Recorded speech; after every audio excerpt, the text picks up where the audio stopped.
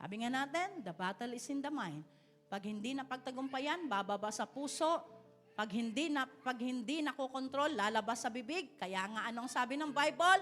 Out of the abundance of the heart, the mouth speaks. Kaya hindi mo pwedeng sabihin, ay nagjo-joke lang ako. Hindi, lumabas sa yung bibig eh. Kaya nga nung nag-divine encounter kami doon sa Mindoro, sabi ng Tatay Tony, sabi, madali lang daw malaman kung ang isang Kristiyano ay talagang born again na ang bibig at ang born again na ang puso.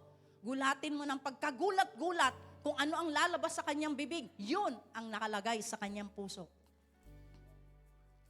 Amen po ba? Kasi yun ang puno eh.